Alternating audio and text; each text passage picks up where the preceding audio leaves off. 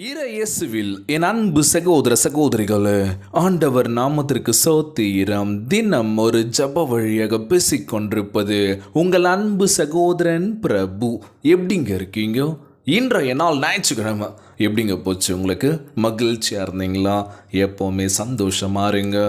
ஆம், என் அன்பு சகோதர சகோதரிகளே, நம்முடைய வாழ்க்கையில் கடந்து வந்த பாதையை திரும்பி பார்த்தாலும் ரொம்ப கஷ்டமாக தான் இருக்கும். இன்றைக்கி ஞாயிற்றுக்கிழமை, இன்றைக்கி ஒரு நாள் மட்டும்தான் பிரதர் லீவு.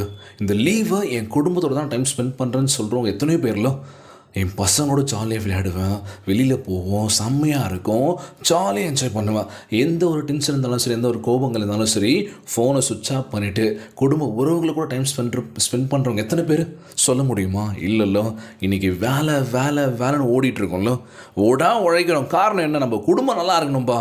சொந்த காலில் நிற்கிறோன்னா நம்ம சொந்தக்காரன் மத்தியில் போய் நிற்கக்கூடாதுலோ, எனக்கு இதை கொடுங்கன்னு சொல்லி கேட்கக்கூடாதுலோ. இன்றைக்கி எத்தனையோ பேர் வாழ்க்கையில் சொந்த காலில் நிற்கிறோம்னு நினைக்கிறோம், ஆனாலும் முடியலല്ലോ. எவ்வளோ தடுமாற்றங்கள் வாழ்க்கையில்.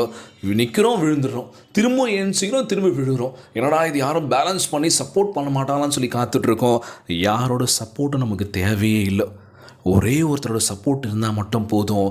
வாழ்நாள் முழுவதும் நம்ம வாழ்க்கையில் ஸ்ட்ராங்காக நிற்கலாம். நீ எந்த பக்கம் விழுந்தாலும் சரி, உங்களை தாங்கி பிடிக்கக்கூடிய ஒரு கரம் இருக்குது. அது நம்ம ஆண்டவராகிய இயேசு கிறிஸ்து. நீ என்ன வேணால் பண்ணு, வாழ்க்கையில் நல்ல விஷயத்தை நோக்கி ஓடிட்டுருக்கியா, நான் சப்போர்ட் பண்ணுறேன், நான் உனக்கு பக்கபலமாக இருக்கேன் அப்படின்னு சொல்லி ஒரு குரல் கேட்க போகுது. அவருடைய குரலுக்கு நம்ம செவி சாயத்தோன்னு வச்சுக்கோங்களேன், நிச்சயமாக வாழ்க்கையில் வச்சு தான். இன்றைக்கி தேவையில்லாத விஷயத்தை நம்ம டைம் ஸ்பெண்ட் பண்ணிகிட்ருக்கோம், தேவையில்லாத விஷயத்தை பண்ணிகிட்ருக்கோம். குடும்ப உறவுகள் இன்றைக்கி அங்கங்கே சிதறி கிடக்குதுல்லோ. எத்தனை பேர் ஒற்றுமையாக இருக்கீங்க? எத்தனை பேர் சமாதானமாக இருக்கீங்க? சொல்ல முடியுமா? இல்லைல்ல. மனசுக்குள்ளேயே அழுதுட்ருக்கோம். வெளியே பார்க்குறதுக்கு சந்தோஷமாக இருந்தால் நடிச்சிட்ருக்கோம்ல.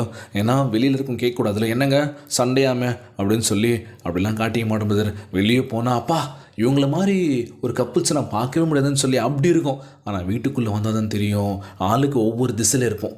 அவங்க ஒருத்தர் ஒரு பக்கம் இருப்பாங்க, இவங்க ஒரு பக்கம் இருப்பாங்க, அப்படின்னு இருக்கும். ஆனால் வெளி உலகத்தை நம்ம என்ன பண்ணிகிட்ருக்கோம்? நடிச்சிட்ருக்கோம்ல.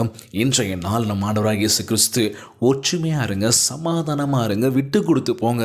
இதுதாங்க வாழ்க்கை. ஆமாவா இல்லையா? நான் தான் பெரியவன், நான் தான் அப்படின்ற மாதிரி அந்த விஷயம் வேணாம் நமக்கு. எல்லாருக்கும் எல்லா உரிமைகளும் இருக்குது. வீடுன்னு வந்தாலே ஒரு சந்தோஷம் இருக்கணும். வீட்டுக்குள்ளே என்ட்ரானோமே ஐயோ செம்ம ஹாப்பிடா, எனக்கு வீடு தான்டா, ஏன்னா வீட்டுக்குள்ளே அவ்வளோ சந்தோஷம் இருக்குதுன்னு சொல்லி அப்படி சொல்லணும். வீட்டுக்கு போகிறதுக்கே கடுப்பாக இருக்குடா, எனக்கு வீடா பிடிக்கவே இல்லை. அப்பா திட்டுறாரு, அம்மா திட்டுறாங்க, அக்கா திட்டுறாங்க, அண்ணன் திட்டுறான், எங்கே நான் போவேன்? நொய்யின்னு என்னை போட்டு டார்ச்சர் பண்ணிகிட்டே இருக்காங்கன்னு சொல்லி ஒரு சில பேர்லாம் வீட்டுக்கு போகிறதுக்கே பயப்படுவாங்களாம்.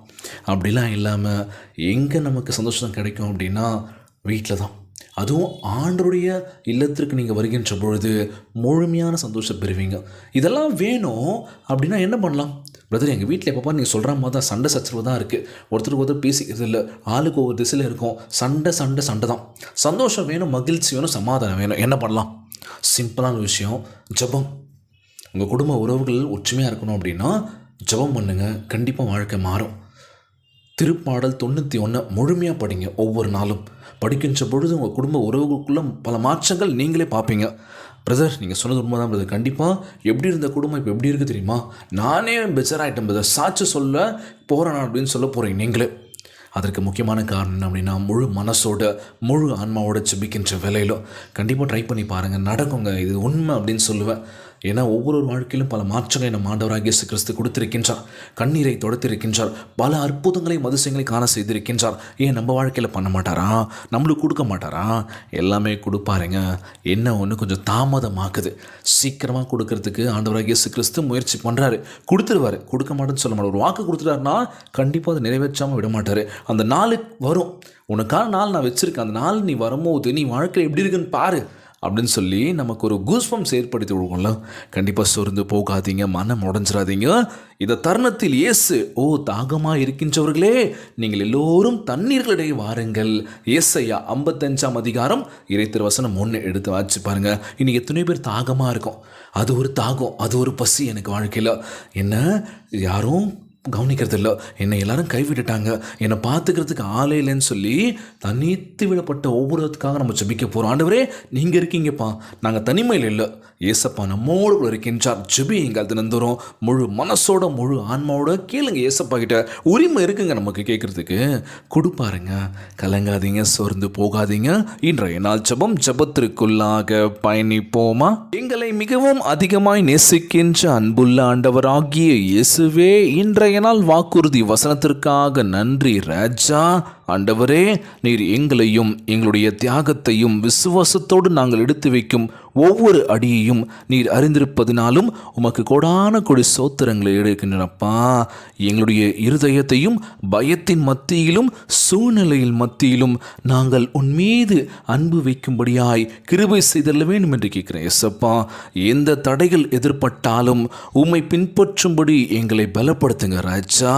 உம்முடைய சமூகத்தால் எங்களுடைய ஆவி உயிர்ப்பிக்க வேண்டும் என்று ஜெபிக்கிறேன். ஆண்டவரே, எங்கள் மீது அளவு கடந்த பொறுமையாக இருப்பதற்காகவும் இக்கட்டுக்களின் நடுவே எங்களை மெதுவாய் வழிநடத்துவதற்காகவும் உமக்கு நன்றி செலுத்துகிறேன். ஏசப்பா, பாதைகள் தெளிவாக தெரியாத போதிலும் உம்முடைய திட்டங்கள் மேல் நம்பிக்கை வைத்து எப்பொழுதும் தாழ்மையாக இருக்க எங்களுக்கு உதவி செய்வீராக. எங்களுக்கு நீர் தந்திருக்கும் எல்லா வாக்கு தத்தங்களையும் நிறைவேற்றுவீர் என்று அறியும்படி உம் அன்பின் மூலம் எங்களுக்கு தைரியப்படுத்துவதற்காக நன்றி. ஏசப்பா, நீர் எங்களுக்கென்று ஆசீர்வாதங்களை ஆயத்த பண்ணி வைத்திருக்கின்றீர் என்று நம்பி எங்களை உம்முடைய சித்தத்திற்கு ஒப்படைத்து இயேசுவின் விலையேறப்பெற்ற நாமத்தினாலே இந்த ஜெபத்தை ஏறெடுக்கின்ற ஆண்டவரே, இந்த ஜெபத்தை கேட்டுக்கொண்டிருக்கின்ற அன்பு சகோதர சகோதரிகள், என் அன்பான உறவுகள் எல்லோரும் பார்த்துக்கோங்கப்பா. எல்லோரும் ஒற்றுமையாக இருக்கணும்பா, சமாதானத்தை கொடுங்கப்பா. ஒவ்வொரு குடும்ப உறவுகளுக்குள்ளே ஏகப்பட்ட பிரச்சனைகள், ஏகப்பட்ட விஷயங்கள் நடந்துட்டு இருக்கு. ஒவ்வொரு நாள் நிம்மதியாக ஒரு வாழ்க்கை வாழ்ந்துட்டு இருக்காங்க. ஆண்டவரே, அவங்க நிம்மதியை கொடுங்க, மன தைரியத்தை கொடுங்கப்பா, சமாதானத்தை கொடுக்க வேண்டும் என்று கேட்குறேன். ஏசப்பா, எல்லோரும் ஒற்றுமையாக இருக்கணும் ஆண்டவரே. உம்முடைய ஆசீர்வாதம் அவங்க குடும்பத்திற்கு கண்டிப்பாக வேணும் ஆண்டவரே, எல்லாருக்கும் வேணும். ஏசப்பா, உம்மை நோக்கி ஜெபிக்கிறாங்க ஒவ்வொரு நாளும் கண்ணீரும் கவலையுமா. என் குடும்பம் மாறாதா, என் குடும்பத்தில் எந்த பிரச்சனையும் வராமல் நிம்மதியாக இருக்காதான்னு சொல்லி கேட்டுருக்காங்க. ஏசப்பா, நிச்சயமாய் உம்மால் கூடாத காரியம் ஒன்றும் இல்லை ஆண்டவரே. ஒவ்வொரு குடும்ப உறவுகளை ஆசீர்வதிக்க வேண்டும் என்று கேட்குறேன். ஏசப்பா, நோய் நொடியினால் அவதிப்பட்டு கொண்டிருக்கின்ற ஒவ்வொரு சகோதர சகோதரிகளை உமது கரங்களால் தொட்டு நோயில் அகற்றி போடுவீராக. உம்மால் கூடாத காரியம் ஒன்றும் இல்லை ஆண்டவரே. எல்லோரையும் பார்த்துக்கோங்கப்பா. ஒவ்வொரு குழந்தை செல்வங்களை ஆசீர்வதிங்க. உடல் தெம்பு வலிமை தர வேண்டும் என்று கேட்குறேன்ப்பா. கணவன் மனைவிக்குள்ள ஒற்றுமையை கொடுங்க, சமாதானத்தை கொடுக்க வேண்டும் என்று கேட்குறேன். ஏசப்பா, எல்லோரையும் பார்த்துக்கோங்கப்பா. இன்றைய நாள் ஜெபம் இயேசுவின் விலையேற பெற்ற நாமத்தினாலே ஜெபிக்கின்றேன் நல்ல பிதாவே, ஆமேன், ஆமேன். இயேசுவுக்கே புகழ், இயேசுவுக்கே நன்றி. மரியே வாழ்க. God bless you all.